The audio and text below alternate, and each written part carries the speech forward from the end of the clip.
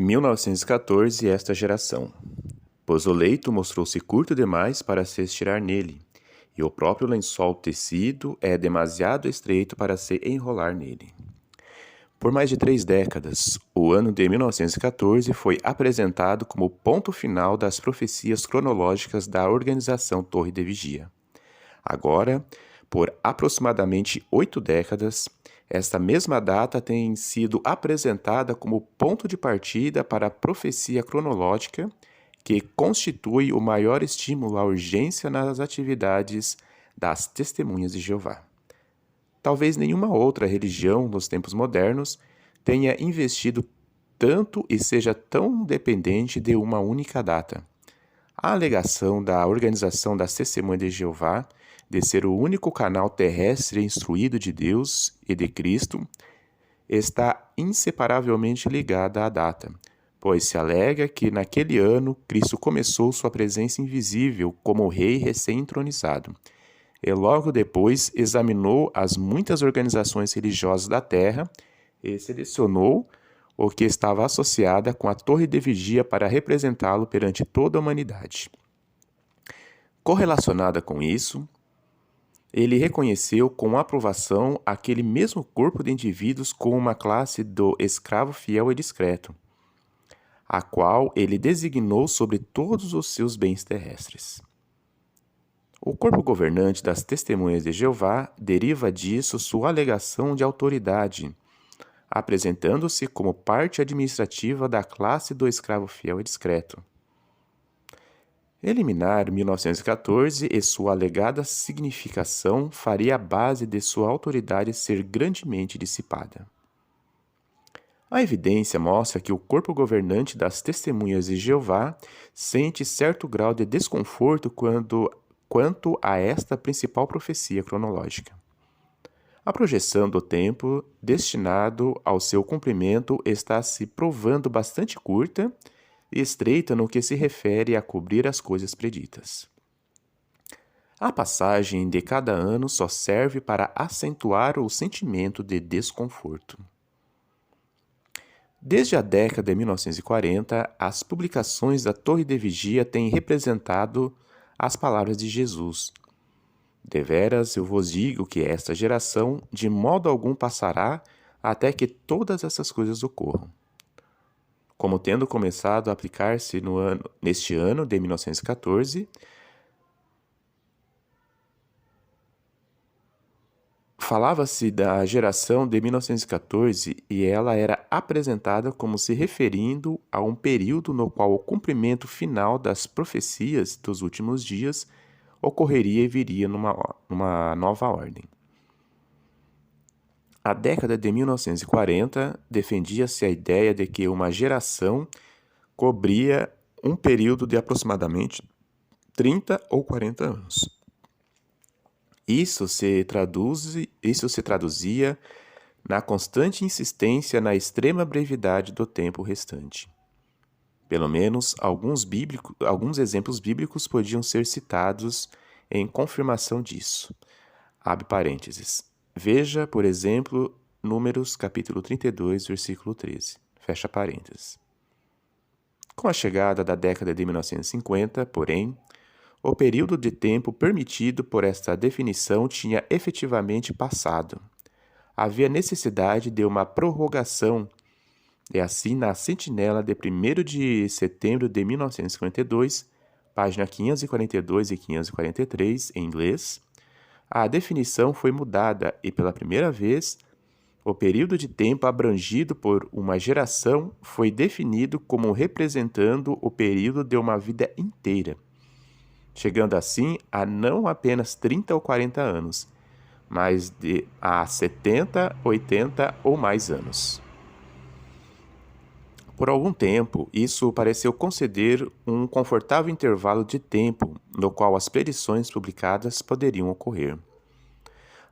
Ainda assim, com o passar dos anos, a aplicação do termo geração de 1914 passou por ajuste e definições adicionais. Observe as frases aqui sublinhadas de um artigo na Despertar de 22 de abril de 1969, páginas 13 e 14. Abre aspas. Jesus falava, obviamente, sobre os que eram suficientemente idosos para testemunhar com entendimento o que aconteceu quando começaram os últimos dias. Afirmava Jesus que algumas dessas pessoas que viviam quando surgiu o sinal dos últimos dias ainda estariam vivas quando Deus pusesse fim a esse sistema. Até se presumirmos que os jovens de 15 anos teriam suficiente percepção mental para discernir a importância do que aconteceu em 1914, isso ainda faria com que os mais jovens dessa geração tivessem quase 70 anos atualmente. Assim, a grande maioria da geração a que Jesus se referia já havia desaparecido na morte. Os restantes atingem a velhice. E lembre-se, Jesus disse que o fim deste mundo iníquo viria antes de tal geração desaparecer na morte. Isso em si nos informa que não podem ser muitos os anos antes de chegar ao fim predito. Fecha aspas. Quando a revista Despertar discutiu isso há mais de 30 anos atrás, nos dias que antecederam 1975, a ênfase dada sobre quão logo terminaria a geração de 1914, com pouco tempo restava a extensão da vida dessa geração. Para alguém entre as testemunhas de Jeová ter sugerido em 1969 que as coisas poderiam continuar por outros 20 ou 30 anos, teria sido visto como manifestando uma atitude fraca, não indicativa de uma fé forte. Quando 1975 passou, a ênfase mudou.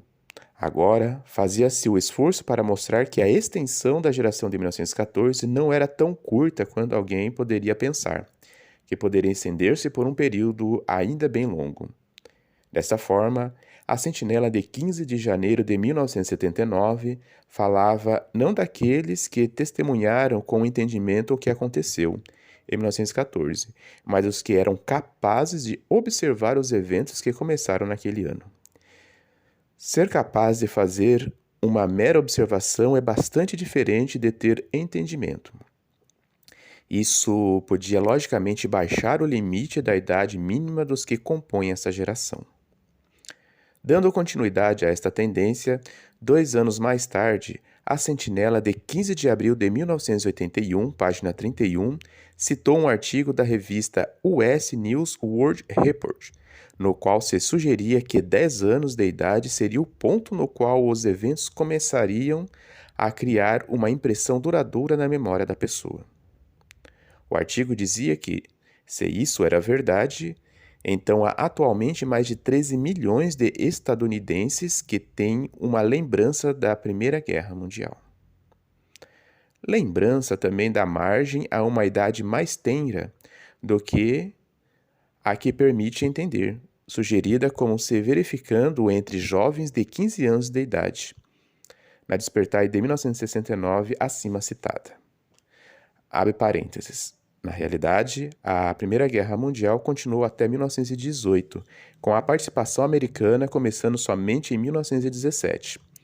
Assim, a sugerida idade de 10 anos dada na citada revista noticiosa não se aplica necessariamente a 1914. Fecha parênteses. Ainda que os diferentes sistemas de medida possibilitassem ganhar um ano a mais ou a menos aqui e ali, permanecia o fato de que a geração do período de 1914 estava encolhendo com grande rapidez, uma vez que a taxa da mortalidade é sempre maior entre os da idade mais avançada. O corpo governante estava consciente disso, já que o assunto veio à discussão várias vezes. Levantou-se a questão durante a sessão do corpo de 7 de junho de 1978. Fatores anteriores levaram a tal. Albert Schreiner, membro do corpo governante, tinha distribuído entre os membros a cópia de um relatório demográfico dos Estados Unidos. Os dados indicavam que menos de 1% da população que estava na adolescência em 1914 ainda estava viva em 1978. Porém, o fator que recebeu mais atenção tinha a ver com as declarações feitas por Schreiner por ocasião de sua visita a certos países da Europa. Afluíram relatórios a Brooklyn no sentido de que ele estava sugerindo a outras pessoas que a expressão esta geração, conforme usada por Jesus em Mateus capítulo 24, versículo 34, se aplicava à geração dos ungidos, e que enquanto qualquer um desses estivesse ainda vivo, tal geração não teria passado. Isto era evidentemente contrário ao ensino da organização e algo não autorizado pelo corpo governante. Quando o assunto foi suscitado, depois da volta de Schreider, a interpretação sugerida por ele foi rejeitada e votou-se para que fosse publicada em uma pergunta dos leitores, num dos números seguintes de A Sentinela, reafirmando o ensino padrão com respeito a esta geração. É interessante que não se dirigiu nenhuma repreensão ou reprovação ao membro do corpo governante Schreider, por ter apresentado seu ponto de vista não autorizado e contraditório quando esteve na Europa. A questão surgiu novamente tanto na reunião de 6 de março como na de 14 de novembro de 1979. Já que a atenção estava voltada para este tema, tirei fotocópias das primeiras 20 páginas do material enviado pelos anciãos sueco, que detalhava sobre a história da especulação cronológica e revelava a verdadeira origem do cálculo dos 2.520 anos e da data de 1914. Cada membro do corpo recebeu uma cópia. Com exceção de um comentário incidental, não acharam conveniente discutir o material.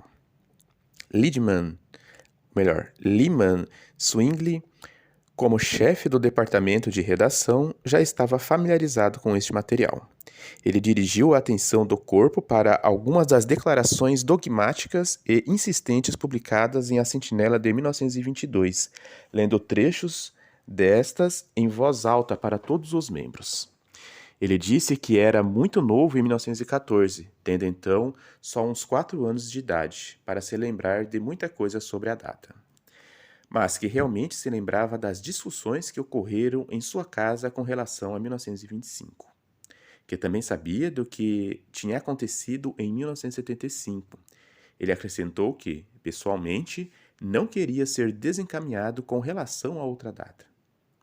No decorrer da reunião, destaquei que a data inicial de 607 antes da Era Comum da sociedade era desprovida de qualquer evidência histórica para sua sustentação. Quanto a 1914 e a geração então em existência, a minha pergunta foi: se o ensino tradicional da organização for válido, como é possível aplicarmos as palavras acompanhantes de Jesus às pessoas que viviam em 1914? Disse ele: quando virdes todas essas coisas, sabei que ele está próximo às portas. E quando essas coisas principiarem a ocorrer, erguei-vos e levantai as vossas cabeças, porque o vosso livramento está se aproximando. As publicações afirmavam com regularidade que essas palavras começaram a ser aplicadas em 1914, em diante àqueles cristãos que viviam em 1914. Mas se for assim, a quem entre eles podiam estar essas ser aplicadas? Aqueles que tinham então 50 anos de idade? Mas esses, se ainda estivessem vivos, estariam agora, isto é, em 1979, o ano dessa discussão, com 115 anos. Aos de 40 anos? Eles estariam com 105 anos. Até os de 30 anos estariam com 95 e os que tivessem acabado de completar 20 anos estariam com 85 em 1979. Até mesmo esses estariam com mais de 100 anos de idade, no caso ainda estejam vivos atualmente. Se essas palavras emocionantes, levantai vossas cabeças porque vosso livramento está se aproximando, está às portas, se aplicassem então de fato às pessoas em 1914 e significassem que elas podiam esperar ver o desfecho final, esse anúncio empolgante precisaria razoavelmente ser alterado de modo a dizer: sim, podeis vê-lo, isso é, desde que sejais agora bastante jovens e que tenhais uma vida muito, muito longa. Como exemplo, destaquei o caso de meu pai, que, tendo nascido em 1891, era apenas um jovem de 23 anos em 1914. Ele viveu não apenas 70 ou 80 anos, mas chegou aos 86 anos de idade. Estava então morto, já por 2 anos, e morrera sem ter visto as coisas preditas. Portanto, perguntei aos membros do corpo que significado teria a aplicação das palavras de Jesus em Mateus capítulo 24, versículo 33 e 34, em 1914, se apenas os que podiam esperar ver seu cumprimento fossem meninos que estivessem chegando à adolescência ou fossem mais jovens ainda. Não me foi dada nenhuma resposta específica. No entanto, certo número dos membros manifestou de fato seu apoio a favor do ensino existente da organização sobre essa geração e a data de 1914. Lloyd Barry expressou sua consternação pessoal por haver dúvidas dentro do corpo com relação a este ensino. Ao referir-se à leitura de Lyman Swing das declarações na Sentinela de 1922, ele declarou que não via nenhum motivo de preocupação com relação a elas, que eram verdade atual para os irmãos daquela época. Quanto à velhice da geração de 1914, ele salientou que em algumas partes da União Soviética havia regiões em que as pessoas chegavam a viver 130 anos. Instou para que se transmitisse uma posição unida aos irmãos, de modo que eles mantivessem seu senso de urgência. Outros se expressaram como sendo da mesma opinião.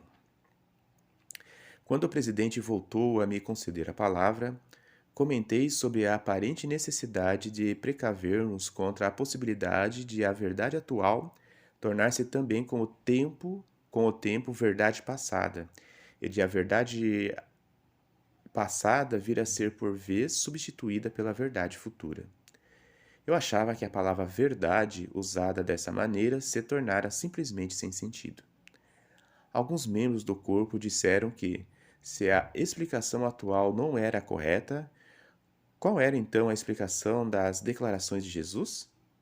Já que a pergunta parecia dirigir-se a mim, respondi que acreditava na existência de uma explicação que se harmonizasse com as Escrituras e os fatos, mas que qualquer coisa apresentada não deveria ser como certeza, alguma ideia sobre o impulso do momento, mas algo cuidadosamente pesquisado e analisado. Eu disse que achava que existiam irmãos capazes de fazer esse trabalho, mas que eles precisariam da autorização do corpo governante. Estaria o corpo interessado em que isso fosse feito? Não houve nenhuma resposta e a pergunta foi posta de lado. No final da discussão, com exceção de uns poucos, os membros do corpo indicaram acreditar que em 1914 e o ensino sobre essa geração, ligado a essa data, deveria continuar a ser enfatizados. O coordenador da comissão de redação, Lyman Swing, comentou: "Tudo bem, se isso é o que vocês querem fazer, mas pelo menos vocês sabem que, no que diz respeito a 1914, as testemunhas de Jeová receberam tudo, armas, bagagem e munição, dos segundos adventistas." Uma das coisas talvez mais perturbadoras para mim era o fato de saber que, enquanto a organização exortava os irmãos a manterem uma confiança inabalável na interpretação, havia homens em posição de responsabilidade dentro da organização que tinham se manifestado como não tendo plena confiança nas predições baseadas na data de 1914. Como exemplo notável, por ocasião da reunião de 19 de fevereiro de 1975, na qual o corpo governante escutou a gravação do discurso de Fred Franz sobre 1975, houve depois certa discussão sobre a incerteza das profecias relativas a datas. Nathan Knorr, o então presidente, falou claramente e disse, abre aspas, "Há algumas coisas que sei. Eu sei que Jeová é Deus, que Cristo Jesus é seu Filho, que ele deu sua vida como resgate por nós e que há uma ressurreição. De outras coisas, não tenho muita certeza. 1914? Não sei. Não temos falado sobre 1914 durante muito tempo. Talvez estejamos certos, espero que estejamos." Fecha aspas. Nessa reunião, a data em discussão era 1975, de modo que foi uma surpresa que a data muito mais fundamental de 1914 fosse mencionada em tal contexto. Como foi mencionado, as palavras do presidente foram proferidas, não em conversa particular, mas perante o corpo governante reunido. Antes da discussão principal sobre 1914, na sessão plenária do corpo governante de 14 de novembro de 1979, a comissão de redação do corpo governante havia discutido, numa reunião de comissão, se seria aconselhável continuar a enfatizar 1914. Na discussão da comissão, sugeriu-se que devíamos, pelo menos, refrear-nos de insistir com a data. Pelo que recordo, Karl Klein nos fez lembrar a prática muitas vezes seguida de simplesmente não mencionar certo ensino por algum tempo, de modo que, caso chegasse a ocorrer alguma mudança, isso não iria causar uma impressão muito forte. É notável como a comissão de redação votou unanimemente a favor de seguir-se basicamente a essa mesma diretriz nas publicações com relação a 1914. Essa posição teve, no entanto, vida curta, já que a reunião geral do corpo governante em 14 de novembro de 1979 deixou claro que a maioria era a favor de que se enfatizasse a data como de costume. Que as dúvidas quanto a este ensino não se limitava a Brooklyn, tornou-se evidente para mim por um incidente ocorrido enquanto eu estava numa viagem na África Ocidental, no outono de 1979.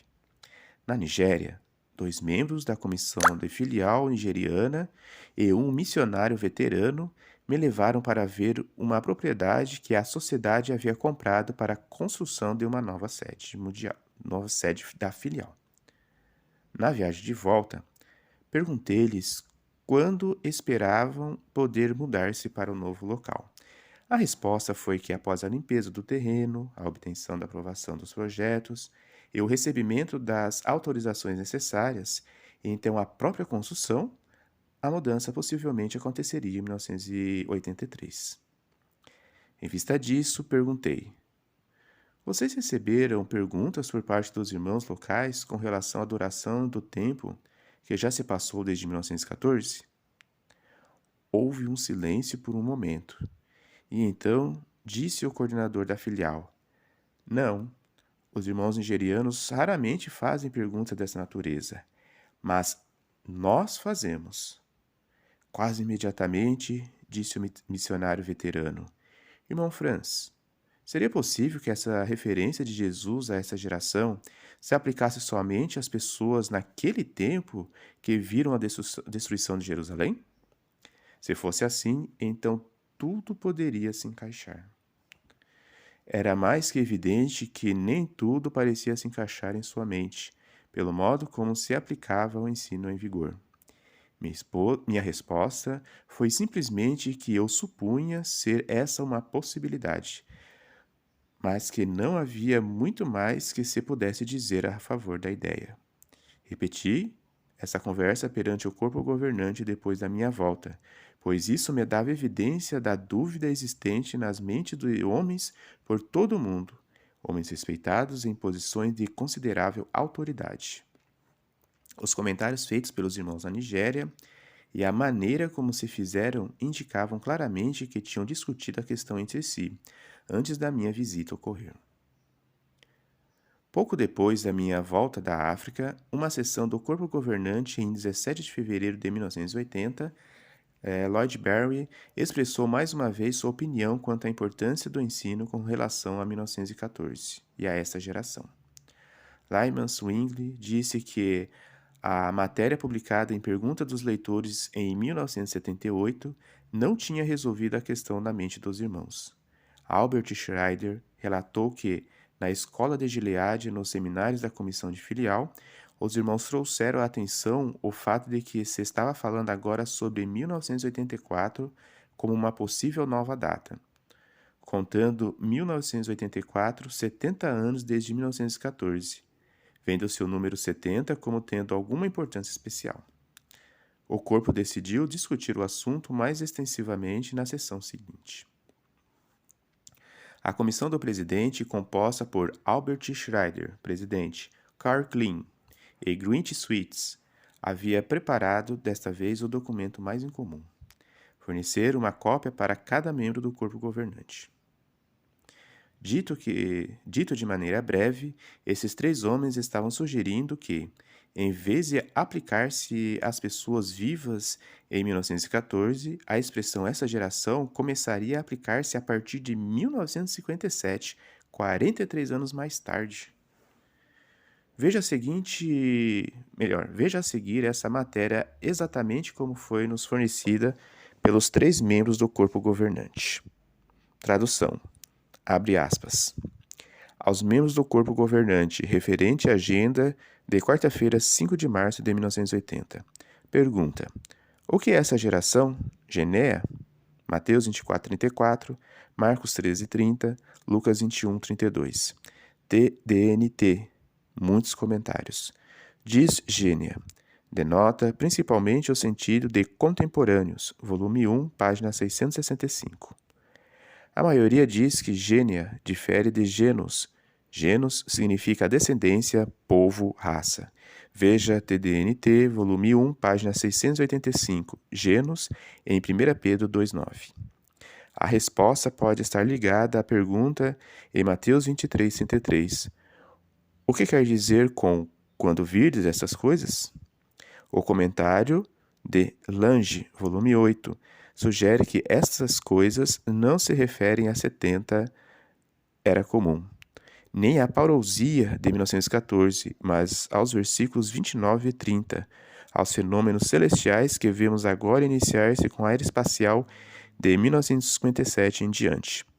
Neste caso, seria então a geração contemporânea da humanidade que vive desde 1957. 3 seções. O comentário de Lange divide Mateus capítulo 24 em 3 ciclos. Primeiro ciclo, Mateus 24, do 1 ao 14. Segundo ciclo, Mateus 24, do 15 ao 28. Terceiro ciclo, Mateus 24, do 29 ao 44. Centelleia ou conclusão. Veja volume 8, página, parágrafo 421, 424 e 427. Baseado em Mateus 24, 3, a pergunta em 3 partes. A sentinela e o reino de Deus de 1000 anos, sigla KA, também dividiram agora Mateus 24 em 3 partes, a saber. 1. Mateus 24, do 13 ao 22. Tem cumprimento paralelo no primeiro século e hoje, desde 1914. Veja a Sentinela 75, página 657, KA, página 205. 2. Mateus 24, do 23 ao 28, introduzido ao período da parousia de Cristo de 1914.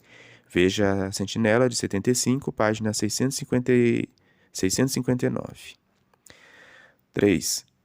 Mateus 24, do 29 ao 44, fenômenos celestiais. Tem aplicação literal desde que começou a era espacial em 1957, e daí em diante até incluir a Ercomenon de Cristo, vinda como executor no início da Grande Tribulação.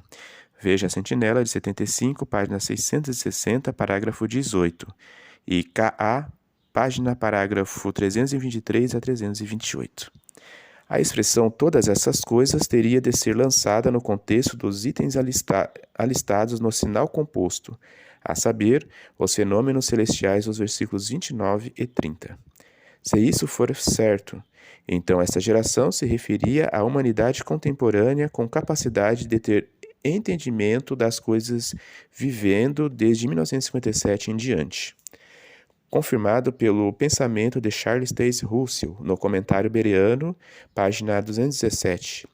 Gênia, pessoas vivendo contemporaneamente que presenciam os sinais já mencionados. Volume 4, página 604. Comissão do Presidente, data de 3/3/80. Fecha aspas. 1957 marcou o ano em que foi lançado o primeiro Sputnik russo ao espaço. Evidentemente, a comissão do presidente achava que este evento podia ser aceito como assinalando o início do cumprimento dessas palavras de Jesus. Abre aspas. O sol ficará escurecido, e a lua não dará sua luz, e as estrelas cairão do céu, e os poderes do céu serão abalados. Fecha aspas. Com base nessa aplicação, a conclusão deles seria conforme a declararam. Abre aspas.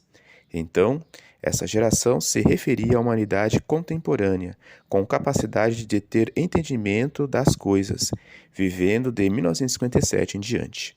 Fecha aspas. Os três homens não estavam sugerindo que 1914 fosse esquecido. Permaneceria como o fim dos tempos dos gentios, mas essa geração não começaria a ser aplicada antes de 1957. Em vista da rápida diminuição no número da geração de 1914, essa nova aplicação da expressão podia provar-se, sem dúvida, até mais útil do que a alegação de qualquer pessoa viver 130 anos em certa parte da União Soviética. Quando comparado com o início de 1914, essa nova data, com início em 1957, daria 43 anos adicionais de extensão ao período envolvido na expressão essa geração. As normas do corpo governante exigiam que, para qualquer comissão recomendar alguma coisa, deveria haver acordo unânime entre os membros da comissão. Do contrário, o ponto de vista dividido deveria ser apresentado ao corpo para uma decisão final. A apresentação da ideia inovadora envolvendo 1957 era, portanto, o tipo de ideia com a qual os três membros da comissão do presidente deveriam estar ou ter estado de acordo. Imagino que, se perguntados atualmente sobre essa apresentação, a resposta seria: essa foi só uma sugestão. Possivelmente, mas se assim foi, tal sugestão foi feita com seriedade. E visto que Albert Schreiner, Karl Klein e Grant Sweets haviam trazido tal sugestão ao corpo governante, eles deveriam ter estado dispostos em suas próprias mentes a ver a mudança sugerida posta em vigor. Se, na verdade, a crença e a convicção deles quanto ao ensino mantido durante muito tempo pela sociedade sobre esta data, ou melhor, sobre esta geração, como se aplicando de 1914 em diante, tivessem sido fortes, firmes e inequívocas, eles certamente jamais teriam ido adiante com essa nova interpretação apresentada. O corpo governante não aceitou o novo entendimento proposto por esses membros. Os comentários apresentados indicavam que muitos a consideraram fantasiosa. Persiste, entretanto, o fato de que os membros do corpo governante, Schreider, Klein e Sweets, apresentaram sua ideia como uma proposta séria, revelando sua própria falta de convicção quanto à solidez do ensino existente sobre o tema. Apesar de todas essas evidências de opinião dividida quanto à validade das alegações referente a 1914 e à geração de 1914, declarações audaciosas, categóricas e fortes com respeito a 1914 e a esta geração, como fatos bíblicos estabelecidos, continuaram a ser publicadas pela organização Profeta, e todos entre as testemunhas de Jeová foram exortadas a pôr total confiança nelas e levar a mensagem sobre isso a outras pessoas por toda a terra. Num esforço aparentemente para acalmar a inquietação com relação à rápida redução nas fileiras da geração de 1914, a mesma A Sentinela de 15 de abril de 1981, página 31, que insinuava que o limite de idade para os membros dessa geração poderia ser baixado para 10 anos de idade, também disse, abre aspas, e se o sistema iníquo deste mundo sobrevivesse até a virada do século, o que é altamente improvável, em vista das tendências mundiais e do cumprimento da profecia bíblica, ainda haveria sobreviventes da geração da Primeira Guerra Mundial. Fecha aspas. Isso foi escrito em 1981. 20 anos depois, na virada do século, os de 10 anos de idade de 1914 estariam com 96 anos. Não obstante, existiram ainda uns poucos deles aqui e acolá. E isso era visto evidentemente como tudo o que se precisava para que as palavras de Jesus tivessem cumprimento, dependendo naturalmente de que se aceite a ideia de que Jesus estava dirigindo suas palavras particularmente a meninos de 10 anos de idade. Isso ilustra os extremos a que a organização estava disposta a ir para manter sua definição da geração de 1914. Mais anos se passaram e agora não se fazia mais qualquer menção aos jovens de 10 anos, mas em vez disso, a referência era simplesmente aos que estavam vivos em 1914, ou algo assim. Isso naturalmente permitia que os bebês recém-nascidos fossem incluídos na geração de 1914. Porém, com a chegada da década de 1990 e com o terceiro milênio às portas, até mesmo tal ajuste no entendimento só proveu um alívio momentâneo para o problema. Mesmo um recém-nascido em 1914 estava com quase 90 anos no ano 2000. Uma coisa que posso dizer com segurança sobre o assunto é que eu, pessoalmente, achava incrível o raciocínio utilizado dentro do corpo governante.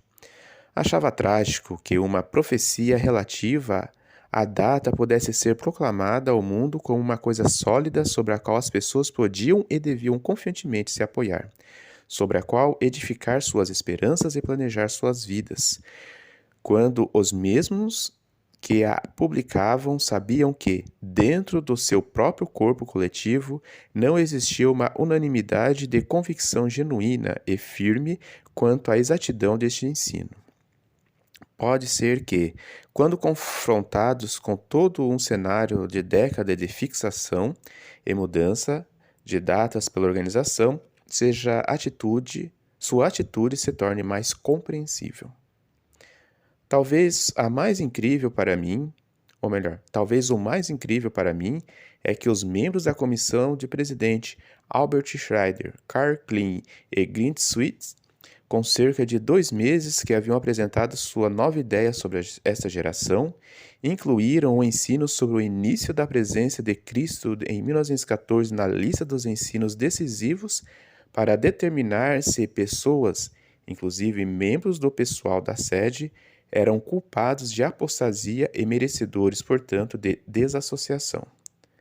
Fizeram-no sabendo que, poucos meses antes, eles mesmos haviam questionado o corolário, a doutrina acompanhante referente a essa geração.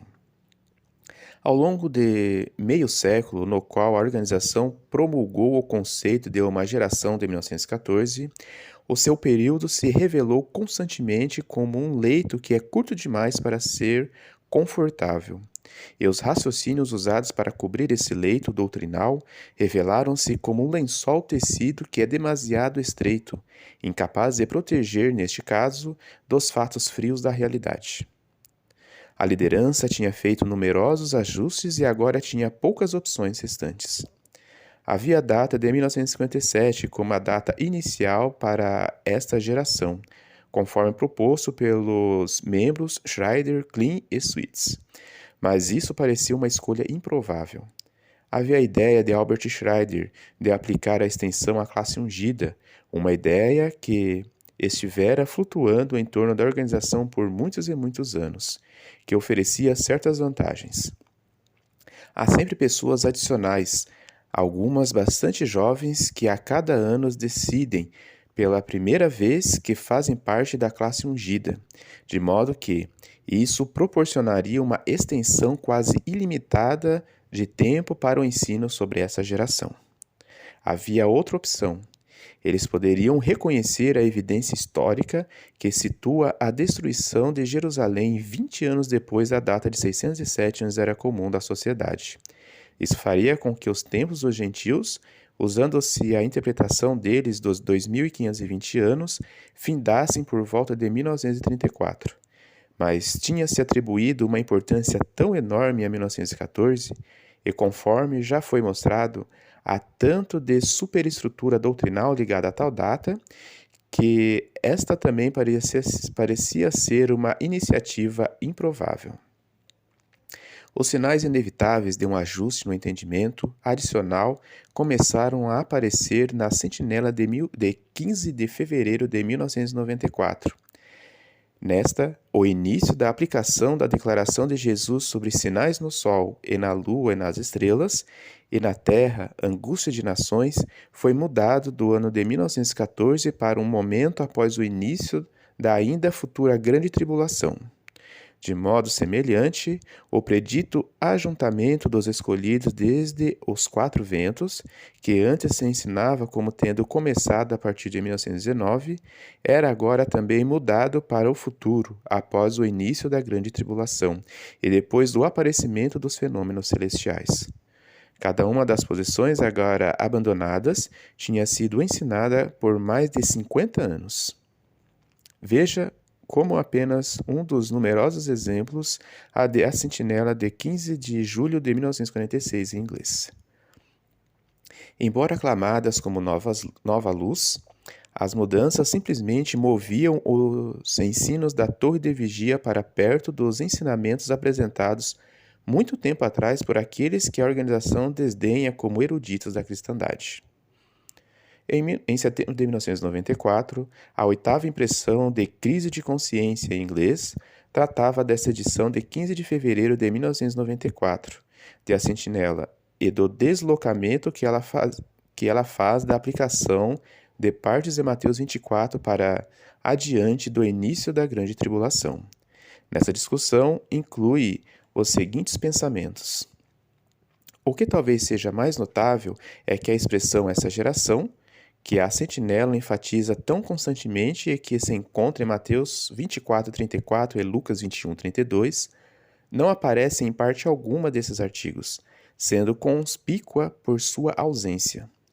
É difícil dizer se a organização poderá agora direcionar Mateus 24:29-31 para algum ponto após o início da futura grande tribulação, e ainda continuar a aplicar a declaração de Jesus sobre essa geração, feita 3 versículos depois, ao período de tempo que se iniciou em 1914.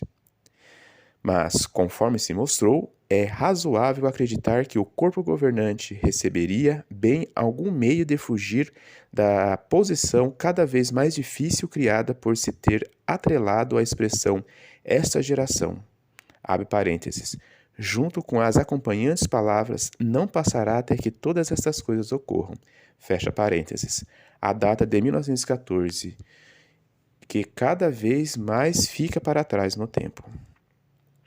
Se essa nova interpretação está simplesmente preparando o caminho para uma mudança crucial na aplicação da expressão essa geração, é preciso esperar para ver. Indubitavelmente, a saída mais desejável seria o surgimento de uma explicação que retivesse 1914 como o início dos últimos dias e, ao mesmo tempo, desconectasse com êxito a expressão essa geração daquela data. Como já se disse, dificilmente a organização poderá desistir completamente de 1914, sem desmantelar uma porção dos ensinos baseados naquela data. Mas se a expressão essa geração pudesse ser desvinculada de 1914 e ser aplicada a algum período futuro de data desconhecida, então a passagem do tempo, a chegada do terceiro milênio do ano 2000 e até mesmo a aproximação do ano de 2014 fariam com que este raciocínio não se mostrasse tão difícil, particularmente em vista de os membros da organização estarem treinados para aceitar qualquer coisa que a classe do escravo fiel e discreto e seu corpo governante venham a lhes oferecer. Como se afirmou, essa informação foi impressa em setembro de 1994. Apenas 13 meses depois, surgiram na edição de A Sentinela de 1º de novembro de 1995 artigos que faziam quase exatamente o que se tinha sugerido na edição de 1994 de Crise de Consciência. Conforme for indicado, eles agora desvinculavam a expressão essa geração, Mateus 24:34, da data de 1914, mas ainda retiveram a data como sendo biblicamente significativa. Isso foi conseguido por meio de uma nova definição do significado da palavra geração neste texto. Há cerca de 70 anos atrás, a revista A Idade de Ouro, hoje Despertai, de 20 de outubro de 1926, vinculou as palavras de Jesus sobre essa geração à data de 1914. O mesmo fizeram as revistas A Sentinela subsequentes. Uns 25 anos mais tarde, a Sentinela, em inglês, de 1º de junho de 1951, página 335, com relação a 1914, declarou, por conseguinte, nossa geração é a geração que verá o início e o fim de todas essas coisas, inclusive o Armagedon. Na edição em inglês de 1º de julho de 1951, página 404, essa geração foi novamente vinculada a 1914. A respeito de Mateus 24:34, ela diz, abre aspas, o real significado dessa palavra é, sem dúvida alguma, o mesmo que considera uma geração no sentido comum, como visto em Marcos 8:12 e Atos 13:36, e por aqueles que viveram no período específico. Fecha aspas. E ainda acrescentou, abre aspas. Portanto, isso significa que a geração de 1914 não passará até que tudo seja cumprido, em meio a uma era de grandes dificuldades. Fecha aspas. Daí em diante, por mais de 40 anos, as publicações da Torre de Vigia continuaram a atribuir um significado temporal à palavra geração. De Mateus 24:34. O envelhecimento da geração de 1914 era repetidamente apontado como evidência clara do pouco tempo restante. Na definição revisada, contudo, em lugar de se estabelecerem parâmetros de limitação do tempo ou qualquer ponto de partida, disse, ao invés, que a geração deve ser identificada não por padrões de tempo, mas por padrões qualitativos, por suas características, como ao referir-se a uma geração iníqua e adúltera na época de Jesus. Disse agora que essa geração se constitui dos povos da terra que veem o sinal da presença de Cristo, mas não se corrigem. A data de 1914, todavia, não é posta de lado, algo que a organização não poderia fazer sem derrubar a principal estrutura teológica e os dogmas distintivos da religião. Em 1914, permanece como a pretensa data da entronização de Cristo nos céus, o início de sua segunda presença invisível, bem como o começo dos últimos dias. E ela ainda figura, embora que indiretamente, na nova definição dessa geração, já que o sinal da presença de Cristo, que os condenados veem, mas rejeitam ou ignoram, supostamente começou a ser visível mundialmente de 1914 em diante. Qual era então a diferença significativa? É que agora, para qualificar-se como parte dessa geração, alguém não precisa mais ter estado vivo em 1914 para ser parte desta geração. Qualquer um pode ver o suposto sinal da presença de Cristo em qualquer época, mesmo que pela primeira vez. Agora, nos anos 90, ou se for o caso, no próximo milênio, e ainda qualificar-se como sendo parte desta geração. Isso permite que a expressão possa flutuar livre de qualquer data de início e diminui consideravelmente a necessidade de explicar tanto o embaraçoso período de tempo que já transcorreu desde 1914, como as fileiras dos que estavam vivos naquela data que rapidamente se reduzem. Talvez a principal evidência gráfica dessa mudança possa ser visto no expediente da revista Despertai, até 22 de outubro de 1995, ali se lia a afirmação de que essa revista gera confiança na promessa do Criador de estabelecer um novo mundo pacífico e seguro antes que passe a geração dos que viu os acontecimentos de 1914. Apareceu ano após ano a partir de 1982 até 22 de outubro de 1995. Com o número de 8 de novembro de 1995, a afirmação foi alterada para a seguinte: Toda a referência a 1914 está agora apagada. Apresentada a evidência gráfica desta mudança crucial, bem como, de fato, indicando que o Criador tinha, de algum modo, renegado sua promessa relacionada com a geração de 1914. Resta saber que efeitos trará esta mudança.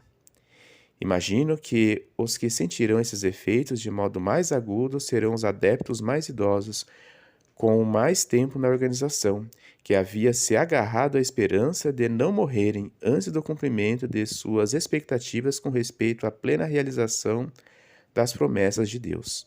Provérbios 13:12 diz que a expectativa adiada faz adoecer o coração, mas a coisa desejada, quando vem, é árvore da vida.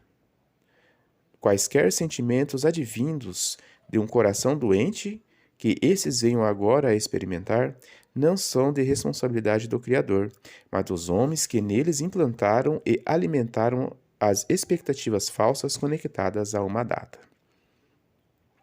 Os mais jovens ou mais recentemente filiados à organização provavelmente não sentirão de modo tão forte o impacto da mudança.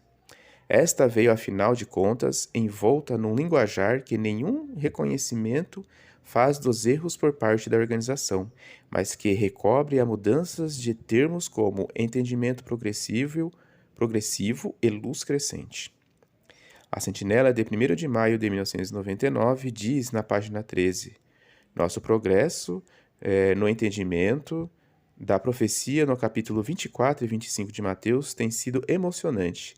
Isso ao mesmo tempo em que se descarta uma interpretação atrás da outra, ensinada por anos como verdade divina. Os muitos que são novos na organização talvez não tenham conhecimento da intensa insistência com que, durante décadas, o conceito da geração de 1914 foi propagado, de quão possivelmente ele foi apresentado como indicador seguro da proximidade do fim.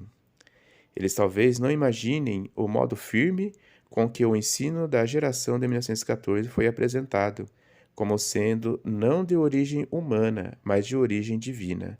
Não um cronograma baseado em promessas humanas, mas baseadas nas promessas de Deus. Essa vinculação implícita de 40 anos entre Deus e a palavra e um conceito agora falido apenas aumenta o peso da responsabilidade.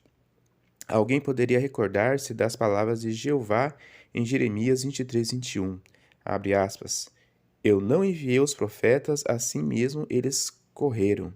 Não falei com eles, assim mesmo eles profetizaram. Fecha aspas. Essa mudança básica só pode ter ocorrido em resultado de uma decisão do corpo governante. Como se demonstrou, o tema essencial envolvido veio à discussão ainda nos anos 70. Não se pode senão imaginar quais serão os pensamentos dos membros do corpo governante hoje, que sensação de responsabilidade eles sentem. Cada membro daquele corpo sabia na ocasião e sabe hoje qual tem sido o histórico da organização no campo do estabelecimento de datas e das predições. Por meio das publicações, isso é desculpado à base de um desejo fervoroso de ver o cumprimento das promessas de Deus em sua própria época, como se não se pudesse ter tal desejo fervoroso sem a presunção de estabelecer um cronograma para Deus, ou de fazer predições e atribuí-las a Ele, como se fossem baseadas em sua palavra. Eles sabem também que, apesar dos repetidos erros, os líderes da organização continuaram a alimentar os membros dela com novas predições. Eles sabem que a liderança tem consistentemente deixado de assumir a plena responsabilidade pelos seus erros, de admitir que a liderança estava simplesmente meridianamente errada. Eles se empenharam em proteger sua imagem e suas reivindicações de autoridade por esforçar-se em fazer parecer que os erros cabiam aos membros da religião como um todo. Em um artigo sobre predições falsas ou profecia verdadeira, a Despertar de 22 de junho de 1995, página 9, disse, abre aspas, os estudantes da Bíblia, conhecidos desde 1931 como testemunhas de Jeová, Esperavam também que o ano de 1925 traria o cumprimento de maravilhosas profecias bíblicas. Eles presumiram que, naquele tempo, começaria a ressurreição terrestre, que traria de volta homens fiéis do passado como Abraão, Davi e Daniel. Mais recentemente, muitas testemunhas achavam que eventos relacionados com o começo do reinado milenar de Cristo poderiam começar a ocorrer em 1975. Sua expectativa baseava-se no entendimento de que o sétimo milênio da história humana começaria então. Fecha aspas. A revista Sentinela, ao apresentar o novo ensino com respeito a essa geração, segue a mesma tática ao dizer na página 17, abre aspas, o povo de Jeová, ansioso de ver o fim desse sistema iníquo, às vezes tem especulado sobre quando irromperia a grande tribulação, até mesmo relacionando isso com cálculos sobre a duração da vida de uma geração desde 1914. No entanto, introduzimos um coração de sabedoria, não por especular sobre quantos anos ou dias constituem uma geração, mas por refletir em como contamos os nossos dias, em dar alegre louvor a Jeová. Salmo 90, 12. Fecha aspas. Desta forma, a liderança tira dos ombros a responsabilidade que, como toda justiça cabe a ela, aconselhando piedosamente a comunidade de seus membros com respeito às suas condições espirituais, como se tivesse sido o ponto de vista espiritual deles a causa do problema. Não querem reconhecer que os membros não dão origem a nada e que os membros se apegaram às esperanças quanto a várias datas, exclusivamente porque os líderes da organização os alimentaram com matéria claramente destinada a estimular tais esperanças, que cada data mencionada e todas as conjecturas, especulações e cálculos ligados a essa data se originaram não da comunidade de membros, mas dos líderes. De certo modo, é como se uma mãe cujos filhos adoeceram de indigestão disseram de tais filhos: eles não tiveram cuidado com o que comeram, quando de fato os filhos comeram simplesmente aquilo que a mãe lhes serviu. E não apenas lhes serviu, mas insistiu que o alimento deveria ser aceito como saudável, parte de uma dieta superior impossível de ser obter em qualquer outro lugar, tanto que qualquer demonstração de insatisfação com tal alimento seria respondida com uma ameaça de punição. Os homens que agora estão no corpo governante sabem todos que, por todo o tempo em que quaisquer dos ensinos da organização ligados à data de 1914 estavam em vigor, qualquer questionamento aberto ou discordância com respeito a esses poderia resultar, e de fato resultou, em desassociação. Eles sabem que o próprio coração de sabedoria, ao qual tanto exorta agora o artigo de A Sentinela, um coração que evita a especulação baseada em datas e que, ao invés disso, se concentra em simplesmente viver cada dia de nossas vidas como para Deus, é o mesmíssimo coração que alguns membros do pessoal da sede de Brooklyn procuravam cultivar, e que foi a posição deles exatamente nesse respeito que se constituiu no centro da acusação pela qual eles foram julgados como apóstatas. Quais são os pensamentos dos atuais membros do corpo governante, eu não sei. Posso apenas dizer que, se eu tivesse tomado parte na versão dos fatos que agora se fez, e tivesse também deixado de fazer uma admissão franca e corajosa da responsabilidade por ter iludido e por ter julgado tal mal, outros cristãos sinceros, não vejo como poderia deixar de sentir agora alguma sensação de covardia moral. É difícil de não se impressionar com o contraste entre esse procedimento e o procedimento adotado em outras religiões, culpada de fazer similares predições de datas, a Igreja Mundial de Deus. Após a morte daquele que fora seu líder por muito tempo, Albert W. Armstrong, no fim dos anos 80, a nova liderança publicou um artigo no número de março-abril em inglês, na principal publicação dessa religião, a revista A Clara Verdade. O artigo intitulava-se perdoa-nos as nossas ofensas.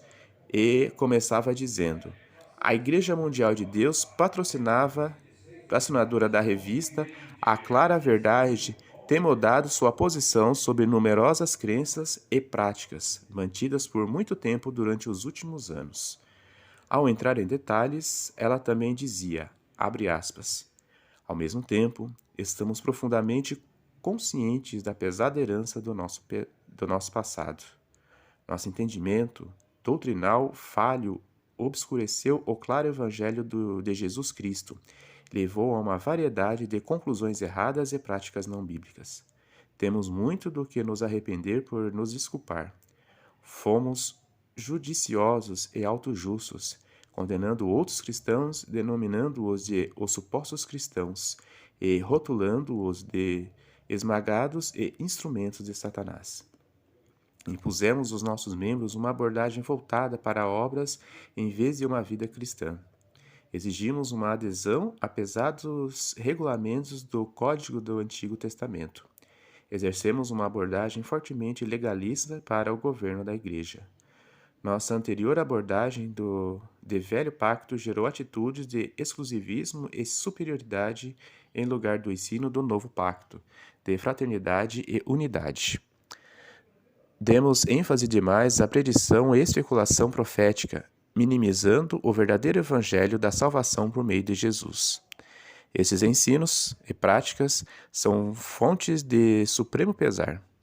Estamos dolorosamente conscientizados da dor e do sofrimento causado por tais ensinos e práticas. Estávamos errados. Jamais foi nosso propósito enganar alguém. Estávamos tão concentrados naquilo que acreditávamos estar fazendo para Deus que não reconhecemos o rumo espiritual que percorríamos. Tendo a intenção ou não, esse rumo não era bíblico.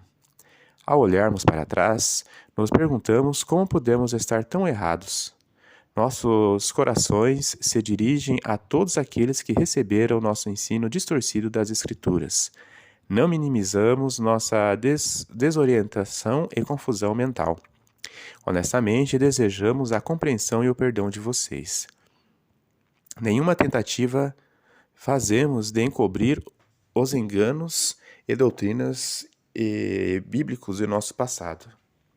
Não é nossa intenção meramente passar uma mão de tinta sobre as rachaduras. Estamos olhando para a nossa história diretamente no olho e confrontando-nos com as faltas e pecados que encontramos.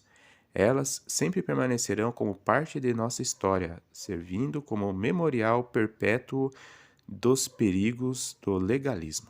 Fecha aspas.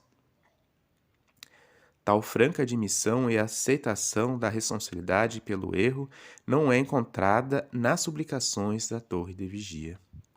Já que os conheço pessoalmente, estou convicto de que muitos dos homens do corpo são sinceros na crença de que estão servindo a Deus. Infelizmente, essa crença é acompanhada por uma crença paralela de que a organização liderada por eles é o canal de comunicação de Deus, superior a todas as outras organizações religiosas da Terra. Uma crença que dá evidências de um estado de negação, no qual eles não se permitem encarar a realidade do curso e do histórico tortuoso da organização.